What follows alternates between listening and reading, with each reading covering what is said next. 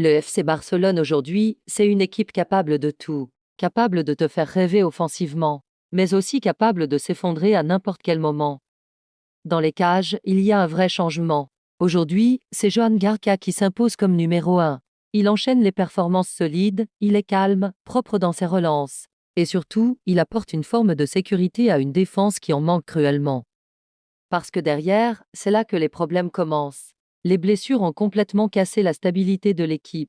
Entre Koundé, Balde ou encore Christ, les absences se sont accumulées au pire moment. Résultat, les compositions changent tout le temps. Les automatismes ne se créent pas. Et la défense reste fragile. Et dans les gros matchs, ça ne pardonne pas. Au milieu, la situation est simple. Tout repose sur Pedri et Frenkie de Jong. Quand ils sont là et en forme, le Barça contrôle le jeu, dicte le tempo, trouve des solutions. Mais dès qu'ils sont absents ou fatigués, l'équipe devient plus lente, plus prévisible et surtout beaucoup plus vulnérable. Aujourd'hui, De Jong revient de blessure et Pedri enchaîne énormément de minutes. Physiquement, c'est un vrai point d'attention. Mais devant, c'est une autre histoire. Le Barça a une attaque capable de faire très mal.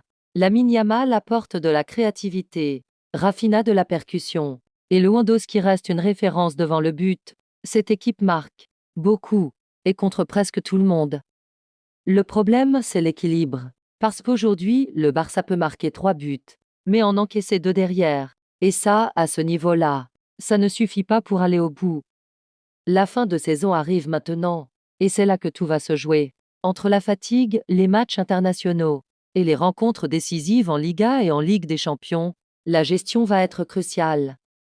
Hansi Flick a une mission très claire. Faire tourner l'effectif sans casser la dynamique, maintenir l'intensité sans épuiser ses joueurs, et surtout, trouver un équilibre défensif, parce que pour l'instant, le Barça reste une équipe trop exposée.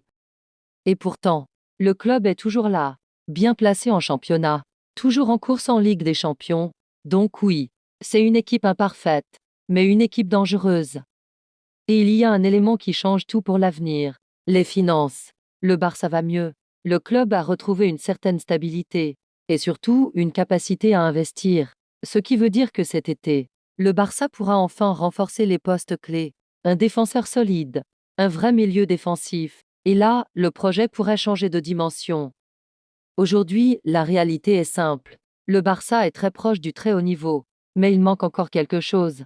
Un équilibre, une solidité, une maturité dans les grands moments.